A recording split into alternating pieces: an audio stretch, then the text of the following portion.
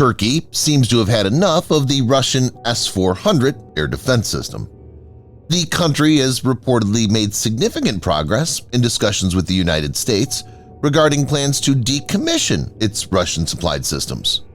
This move is aimed at facilitating the NATO members' ability to resume acquiring F-35 fifth-generation fighters and potentially join the F-35 program as a Tier 3 partner. So an important game is being played out at the negotiating table.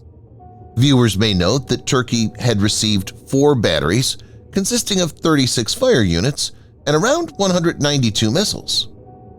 In this video, Defense Updates analyzes why Turkey decommissioning S-400 for F-35 program re-entry is bad news for Russia. Before we proceed, a word on NordVPN, which is one of the most trusted VPN brands worldwide that has a no-log policy validated by Deloitte, an industry-leading Big 4 auditing firm. NordVPN provides an encrypted tunnel that protects your privacy by preventing external entry to your internet traffic, as well as enabling you to access content that's blocked based on geolocation. Best of all, with one NordVPN account, you can secure up to 6 devices at the same time. Get an exclusive NordVPN deal with massive savings by going to nordvpn.com/defense or clicking the link in the description. It's risk-free with Nord's 30-day money-back guarantee.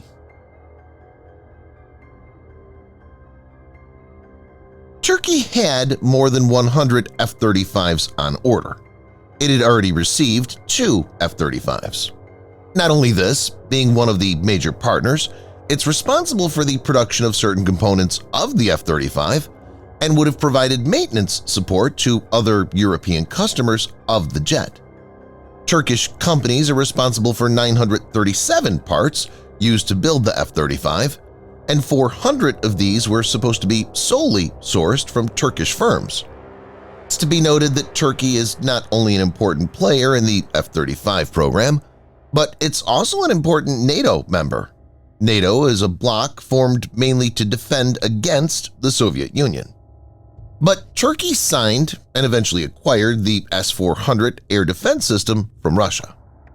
This led to a technical standoff which had 3 aspects. 1. NATO as an organization wants to have interoperability, so the Russian system will be out of place and reduce tactical flexibility. 2. When Turkey operates the jets in the airspace that's monitored by S-400, the air defense will be able to gather technical data, such as the radar signature of the F-35s. This could potentially pass on to Russian hands and would undercut the main advantage of F-35s, which is stealth. 3. The S-300 could be hooked to Turkish air defense as part of an integrated air defense setup. This could be a major security breach, as having the S-400 linked to Turkish defense networks could potentially give Russian analysts access to sensitive information that passes through the cloud-based, multinational, Autonomic Logistics Information System, ALIS, of F-35s. ALIS has critical mission data and flight routes. The U.S. Secretary of State raised concerns over the deal, which were rebuffed by President Erdogan and other Turkish officials, citing the U.S. refusal to sell the upgraded MIM-104 Patriot to Turkey. Several key people also expressed reservations after Turkey signed the deal for S-400. U.S. Army General Curtis Scaparrotti, the head of U.S. forces in Europe, and NATO Allied Commander General Todd Walters expressed their clear concerns. On the 17th of July 2019, Turkey was ejected from the F-35 program, the U.S. stating F-35 cannot coexist with a Russian intelligence collection platform that will be used to learn about its advanced capabilities. And on the 14th of December 2020, the U.S. imposed CATSA sanctions on Turkey.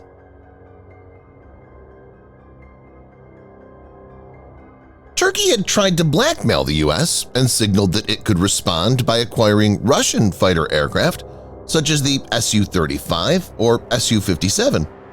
The viability of this was always highly questionable due to the country's membership in NATO and close integration with Western militaries, as well as its tremendous dependence on the Western world for technology transfers, trade, and political and military support.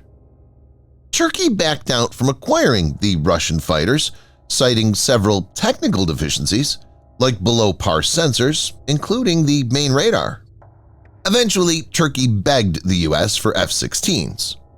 The Biden administration supported it after Turkey lifted its opposition to Sweden's NATO bid. During the summer, the United States reportedly submitted a detailed proposal to resolve the S-400 dispute, with a solution that would allow Turkey to retain the Russian missile system.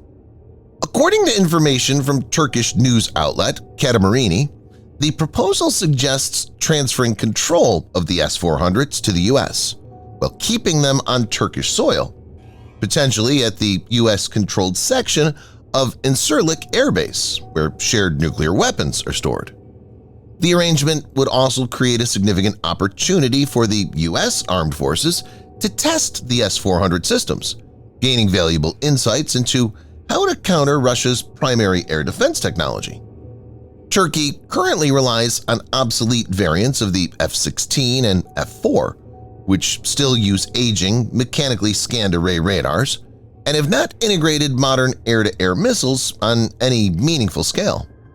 F-35s would give it a major boost when it comes to air power. Turkey and the U.S. patching up has far-reaching consequences. At the tactical level, gaining access to S-400 will be very useful for the U.S. and NATO, but there's more to it at the strategic level. Turkey, alongside the United States, maintains the largest military presence in the Middle East among NATO members and continues to play a central role in supporting various Islamist militant groups, including the Al-Nusra Front and the Turkestan Islamic Party. For over a decade, these Islamist forces have concentrated their attacks on Syrian, Russian, Hezbollah, and Iranian targets.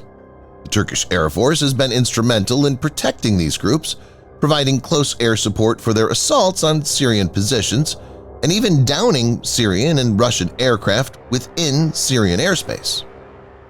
With Western adversaries like Hezbollah already facing pressure from Israeli F-15 strikes, the deployment of a Turkish F-35 fleet along Syria's northwestern border would further intensify this challenge.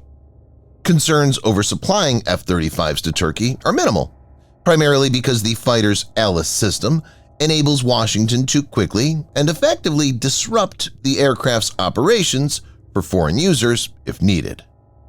Subscribe for more videos like this. Hit the like button if you find the video interesting, and kindly provide your feedback in the comment section. This will help us improve.